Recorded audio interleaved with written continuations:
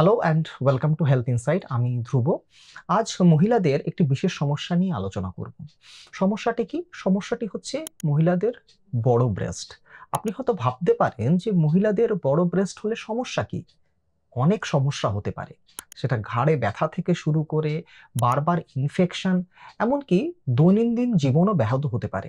আসুন আজকে আমরা জানার চেষ্টা করি যে মহিলাদের ব্রেস্ট অতিরিক্ত বড় কেন হয়, এবং যদি হয় তাহলে সেটা ছোট করার কি কোনো উপায় আছে? কোনো এক্সারসাইজ বা কোনো ওষুধ বা কোনো সার্জিক্যাল প্রসিজার আছে কি, যার মাধ্যমে মহিলাদের ব্রেস্ট ছোট করা যায়? আর এই বিষয়ে বিস্তারিত জানতে আমরা চলে এসেছি সল্টলেকের মাইন্ড ক্লিনিকে, এবং আমাদের সঙ্গে উপস্থিত আছেন এ শহরের বিশিষ্ট plastic and cosmetic surgeon doctor Jayanta Bain. নমস্কার ডাক্তারবাবু। নমস্কার ধ্রুব, ধন্যবাদ হুম, এরকম একটা হুম, গুরুত্বপূর্ণ বিষয় নিয়ে আলোচনা সিলেকশন করার জন্য।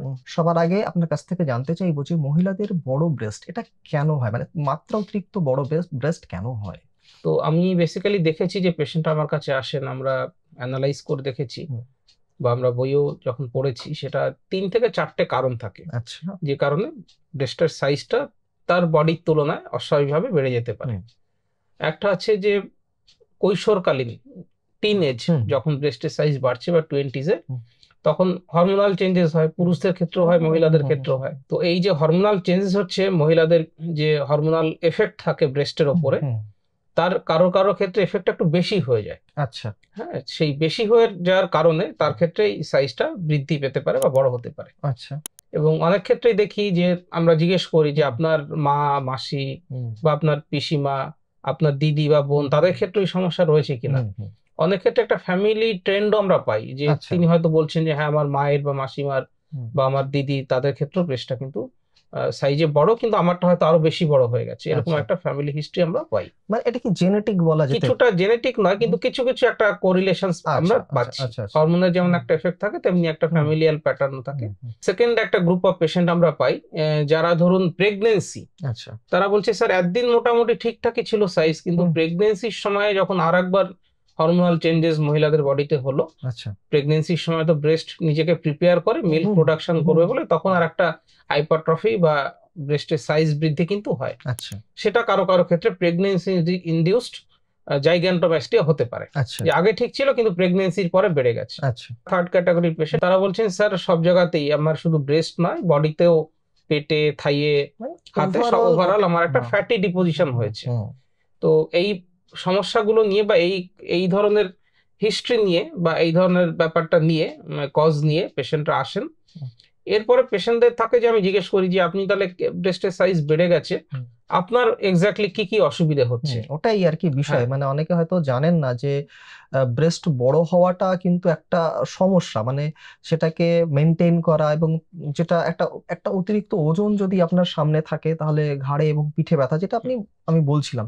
এছাড়াও নিশ্চয়ই অনেক সমস্যা হয় যেগুলো মহিলারা আপনাকে হ্যাঁ, শেয়ার করেন, মানে সেগুলোই আর কি। সেটা আমরা হুম, এই যে ব্রেস্টের সাইজটা বেড়ে গেল, হুম, ওজনটা বেড়ে গেল, এর ফলে একটা মেইন বা একটা মুখ্য সমস্যা থাকে তাদের ঘাড়ে এবং পিঠে ব্যথা। হুম, তো আমরা ভাবতে পারি ব্রেস্টের ওজন বেড়ে যাওয়ার সঙ্গে হুম, ঘাড়ে পিঠে ব্যথার কি হুম, আছে। হুম, হুম, দেখুন, আমরা তো দ্বিপদ প্রাণী মানুষ, হুম, হুম, আমরা হুম, দ্বিপদ প্রাণী, হুম, আমরা দুপায়ে চলি। হুম, যারা আরো স্তন্যপায়ী প্রাণী রয়েছেন, গরু, ছাগল, এরা কিন্তু 4 পায়ে হুম, হাঁটে। তাদের ব্যালেন্সটা, হুম, আমাদের যে বডির ব্যালেন্সটা থাকে, হুম, তাদের 4 পায়ে প্রাণীরা দেখবেন জন্মের পরেই 4 পায়ে হুম, তারা হুম, হাঁটতে হুম, পারে, হুম, আমরা মানুষরা কিন্তু পারি 1 না। বছর সময় লাগে ব্যালেন্স করতে ব্যালেন্স করতে, আমাদের সময়টা লাগে। এবার যখনই আপনি ব্যালেন্স করছেন, হুম, যখন ব্রেস্টের সাইজটা বেড়ে যাচ্ছে, হুম, স্বাভাবিকভাবে আমরা সামনের দিকে বা হুম, মহিলারা হুম, সামনের দিকে হেলে যাবেন। হুম, হুম, ফলে তার পিছের দিকে যে মাসেলস গুলো রয়েছে, হুম, আমরা স্পাইনাল মাসেলস বলি, হুম, সেই স্পাইনাল মাসেলস গুলোকে আমাদেরকে, মহিলাকে, হুম, পেছনের দিকে টেনে রাখতে হয়। হুম, ব্রেস্ট সামনের দিকে টানছে, সেটাকে অপোজ করার জন্য, সেন্টার অফ গ্র্যাভিটি ঠিক রাখার জন্য মাসেলস গুলোকে হুম, পেছনের দিকে টানতে হয়। সেই জন্য মাসেল গুলো সবসময় স্প্যাজম থাকে।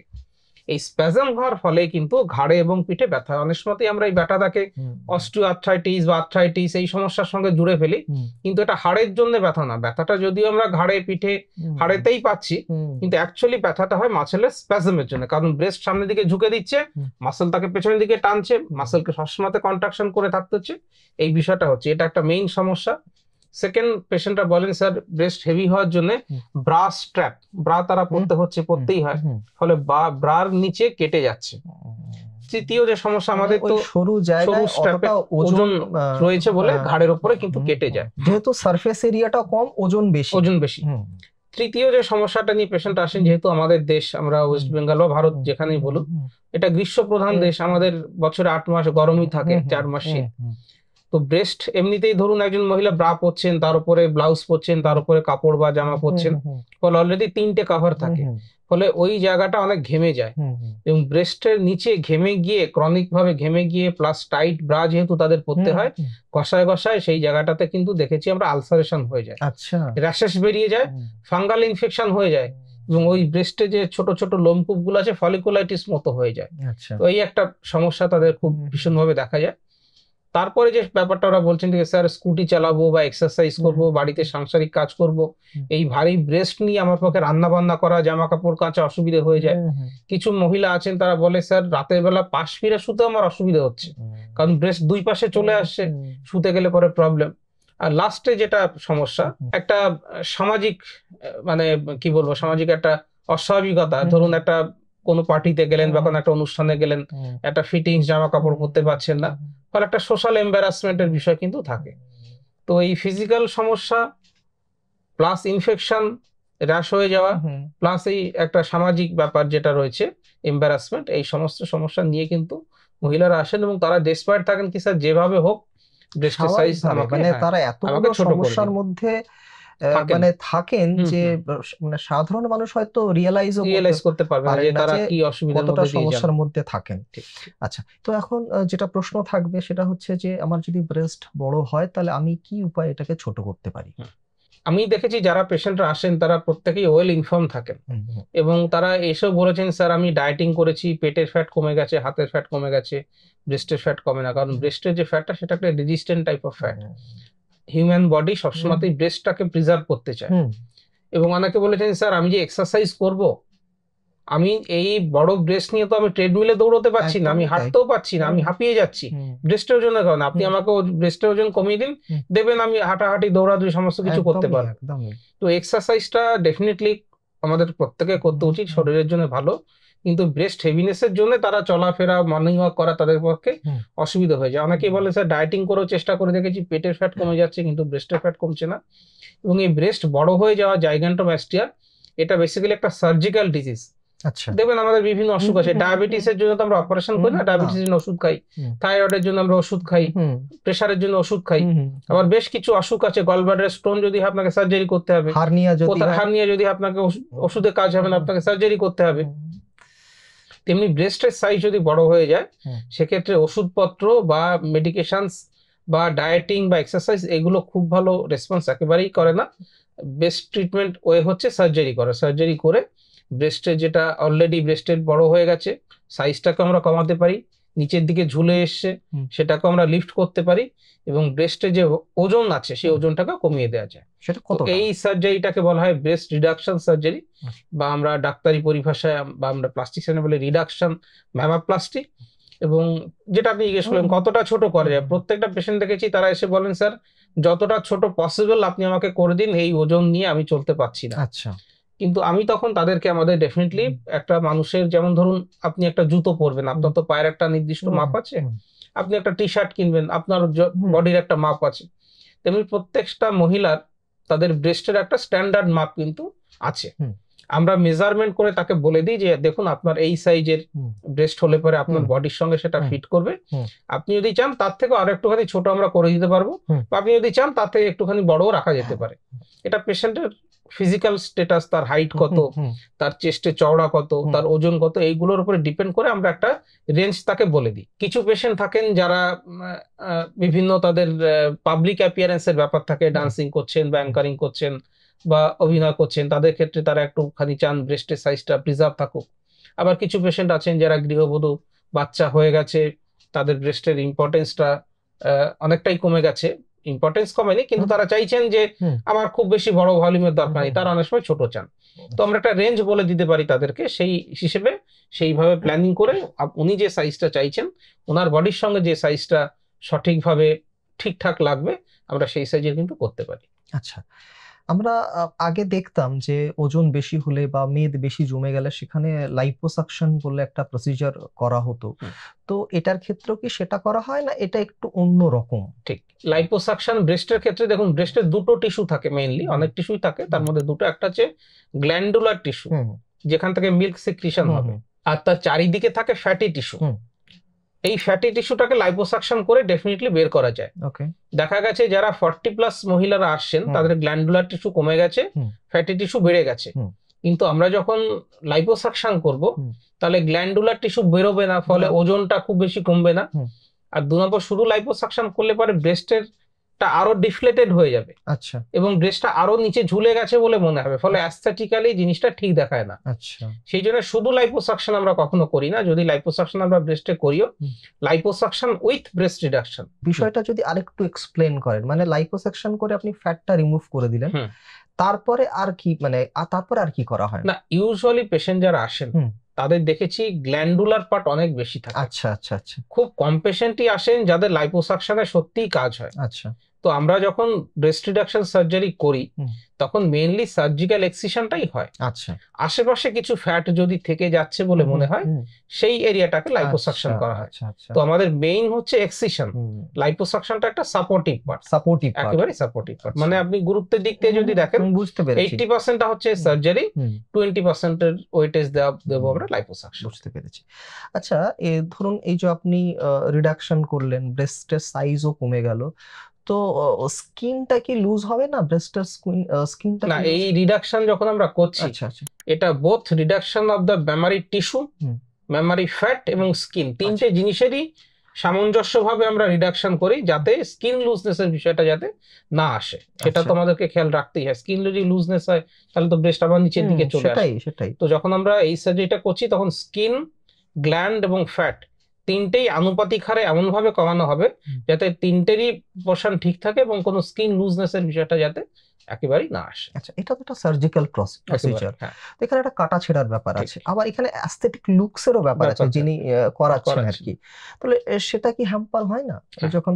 এই জন্যই আমাদের ব্রেস্ট রিডাকশন সার্জারিটা আমরা কোন টেকনিকে করব সেই টেকনিকের উপরে ভীষণভাবে কিন্তু ডিপেন্ডেন্ট। আচ্ছা। কারণ কতটা দাগ হবে, যেমন আমি যদি সাধারণ উদাহরণ দিয়ে বলি, ধরুন গলস্টোন সার্জারি হবে, কারো যদি কেটে করা হয় তাহলে পাঁজরের নিচে প্রায় 6 ইঞ্চি মতো দাগ হয়, ওপেন গলব্লাডার সার্জারি যেটাকে আমরা বলি।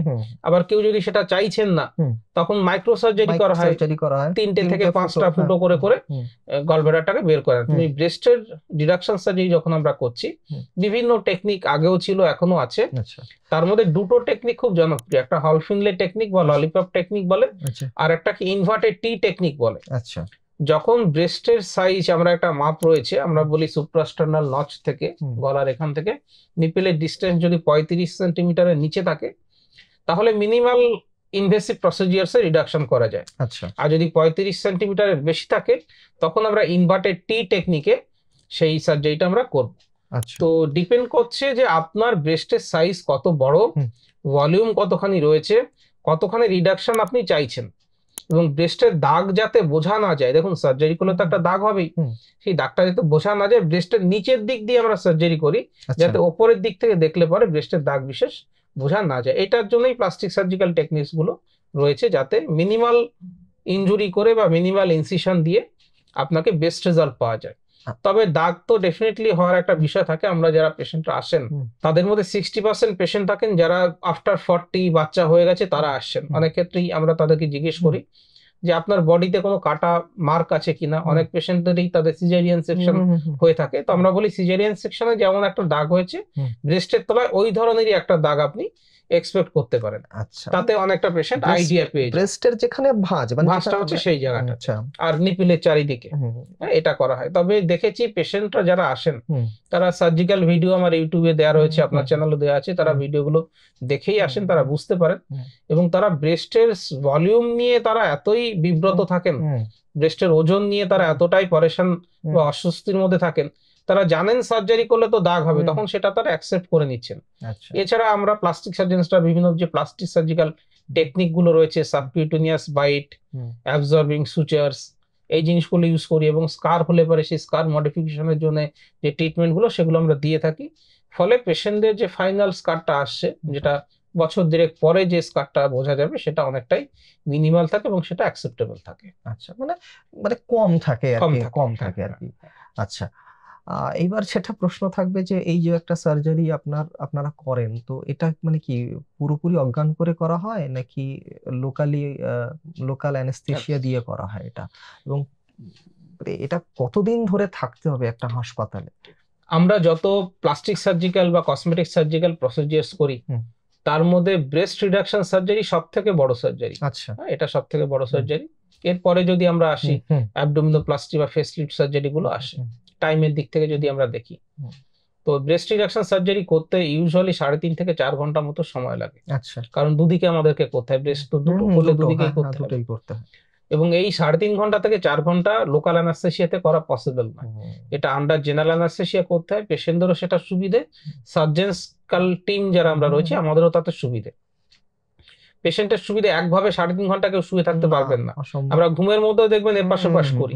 তো সেই জন্য ফুল অ্যানাস্থেসিয়াতে করলে পেশেন্ট পুরোপুরি ঘুমিয়ে থাকেন, ডিপলি ঘুমিয়ে থাকেন, তার ব্লাড প্রেশার, তার পালস রেট, তার পেইন এগুলো জিরো করা থাকে, ফলে কোনো কিছু তিনি টের পান না। 3.5 থেকে 4 ঘন্টা সার্জারি হওয়ার পরে আমরা পেশেন্টকে বেডে শিফট করে দিই। ইউজুয়ালি পেশেন্টকে 24 থেকে 36 ঘন্টা হসপিটালে অবজারভেশন রাখা হয়। সব ঠিকঠাক থাকলে, ধরুন যদি কারো আমি সোমবারে সার্জারি করছি, মঙ্গলবার সকালে বা মঙ্গলবার বিকেলে আমরা ছুটি করে দিয়ে থাকি। আচ্ছা। এই সার্জারি রিলেটেড আরো একটা দুটো জিনিস জাস্ট বলে দিই। সার্জারি পরে আপনি বাড়িতে চলে যেতে পারবেন, কিন্তু বাড়িতে গিয়ে হোম রেস্টে থাকতে হবে। আচ্ছা। মোটামুটি 10 দিন মতো। আচ্ছা। এই জন্য আমরা পেশেন্টদেরকে বলি, আপনারা যারা ব্রেস্ট রিডাকশন সার্জারি করতে আসবেন, পরবর্তী 10 দিন বাড়িতে রান্না বান্না, জামা কাপড় কাচা, ঘর মোছা এই কাজগুলো আপনি করতে পারবেন না। সুতরাং বাড়িতে সেরকম একটা অপশন রেখে আপনাকে কিন্তু সার্জারিটা করতে হবে, কারণ এটা একটা বড় সার্জারি। তবে ভয় পাওয়ার কিছু নেই, এটা একটা সেফ সার্জারি। এবং এই 10 দিন আপনি বাড়িতে রেস্ট নেওয়ার পরে, ইউজুয়ালি যারা অফিসে কাজ করেন, কলেজে যাচ্ছেন বা অন্যান্য কাজ করছেন, তাদের 10 দিনের পরের থেকে আমরা বাড়ির বাইরে যে কোনো অ্যাক্টিভিটিতে আমরা ইনভলভ হতে বলি। তবে ভীষণ হেভি অ্যাক্টিভিটিস, যেমন ধরুন জিম করা, এক্সারসাইজ করা, জগিং করা, রানিং করা, এইগুলো আমরা বলি 21 দিন পর থেকে করতে। কিন্তু অফিস কলেজে যাওয়া, ছোটখাটো বাড়িতে কাজ করা, সেগুলো 10 দিন পর থেকেই করতে পারেন। কিছু কিছু পেশেন্ট দেখেছি তারা অবশ্য বলছেন, স্যার আমি 4-5 দিন পর থেকেই ছোটখাটো কাজ করছি। এটা ডিপেন্ড করে পেশেন্ট টু পেশেন্ট, যার যতটা নেয়ার শক্তি বা ক্ষমতা থাকে। কেউ 10 দিনে ফিট হয়ে যাচ্ছেন, কেউ 5 দিনে 6 দিনের মধ্যে ফিট হয়ে যাচ্ছে। জেনারেলি আপনি 10 দিন আমরা বলি যে 10 দিন বাড়িতে আপনি কাজ করতে পারবেন না, ভারী কাজ, রান্না বান্না, ঘর মোছা, বাসন মোছা, সেরকম কোনো ব্যবস্থা করে আপনি সার্জারি করতে আসবেন। আচ্ছা। আচ্ছা, এটা তো গেল একটা জেনারেল, যারা পিপল আছে, জেনারেল মহিলা যারা আছেন তাদের, যাদের বিয়ে হয়ে গেছে। তো এবার ঘটনা হচ্ছে অনেক ক্ষেত্রে তো এই সমস্যাটা তো অবিবাহিতদেরও হতে পারে, যেটা 10 বা 20 তে হয় বললাম, হরমোনাল কারণে। তো তাদের ক্ষেত্রেও কি আপনারা সার্জারি করেন? তাদের ক্ষেত্রেও সার্জারি করি, তবে তাদের ক্ষেত্রে 2-3টে জিনিস আমাকে খেয়াল রাখতে হয়। আচ্ছা। একটা হচ্ছে যে সেই মহিলার বিয়ে হয়নি বা সেই মেয়েটার বিয়ে হয়নি, সুতরাং তাকে ম্যারিড হতে হবে। ম্যারিড হতে গেলে পরে আমরা প্রথমেই তাকে বলে দিই, আপনার যিনি হাজবেন্ড হবেন বা আপনার যিনি বয়ফ্রেন্ড আছে তাকে বলে নেবেন যে আমার ব্রেস্টের রিডাকশনে সার্জারি হয়েছে, এটা 1 নম্বর। 2 নম্বর জিনিস যেটা তাকে বলে দিই, আপনার ব্রেস্ট ফিডিং এ একটুখানি অসুবিধা হতে পারে, ব্রেস্টের মিল্ক কিছুটা কম হতে পারে, সেই জিনিসটাও কিন্তু বলে দেওয়া হয়। কারণ ব্রেস্টের যখন আমরা কেটে বাদ দিচ্ছি তখন কিছুটা গ্ল্যান্ডুলার পার্টও বাদ যাচ্ছে, কিন্তু এটা আমরা খেয়াল রাখি যে মহিলা বিয়ে হবে, তার বাচ্চা হবে, তিনি ব্রেস্ট ফিডিং করাবেন, সুতরাং সেই পরিমাণ টিস্যু আমরা রেখে আসবো যাতে তার ব্রেস্ট ফিড করাতে অসুবিধা না হয়। এবং আমি দেখেছি যে পেশেন্টদের আমরা ব্রেস্ট রিডাকশন করেছি, অবিবাহিত, পরবর্তীকালে বিয়ে হয়েছে, মা হয়েছেন, তাদের ব্রেস্ট ফিডিং এ কিন্তু বিশেষ অসুবিধা হয়নি। তারা তোমাদের সঙ্গে যোগাযোগ রাখেন বা বলেন, আমি রেসপন্স নিয়ে দেখেছি breast feeding was almost normal. আচ্ছা, এই 2-3টে জিনিস মাথায় খেয়াল রাখতে হয়, বিশেষ করে অবিবাহিত যারা আসছেন তাদের। ওটাও একটা প্রশ্ন থাকে যে এখানে তো প্রেগন্যান্সির সঙ্গে তো কোনো সম্পর্ক, প্রেগন্যান্সির সঙ্গে ব্রেস্টের কোনো রিলেশনস নেই, কারণ প্রেগন্যান্সির যে জন্য ইনভলভ যে অর্গানগুলো অন্য জায়গায়, সেগুলো অন্য জায়গায়, সেগুলো ইউটেরাস, যোনিপথ, সেগুলো ওভারি, সেখানে সঙ্গে ব্রেস্টের কোনো রিলেশনস থাকে না, সুতরাং ওটার সঙ্গে এটার কোনো অসুবিধা। থ্যাংক ইউ ডাক্তারবাবু, এত সুন্দর একটা তথ্য আমাদের সঙ্গে শেয়ার করার জন্য। অনেক মহিলাই হয়তো এই সমস্যায় ভুগছেন এবং হয়তো এরকমই একটি ভিডিও খুঁজছেন যে কি করে ব্রেস্ট কমানো যায়। তো আশা করি যারা আমাদের ভিডিওটি এতক্ষণ দেখলেন তারা সব রকম প্রশ্নের উত্তর আপনারা পেয়ে গেলেন। এরপরও যদি আপনাদের কোনো প্রশ্ন বা জিজ্ঞাসা থাকে, ডিসক্রিপশন বক্সে একটি নাম্বার দেওয়া রইল, সেখানে আপনারা অনায়াসে যোগাযোগ করতে পারেন। আজ এ পর্যন্তই, আবার দেখা হবে অন্য কোনো দিন, অন্য কোনো এপিসোডে। নমস্কার।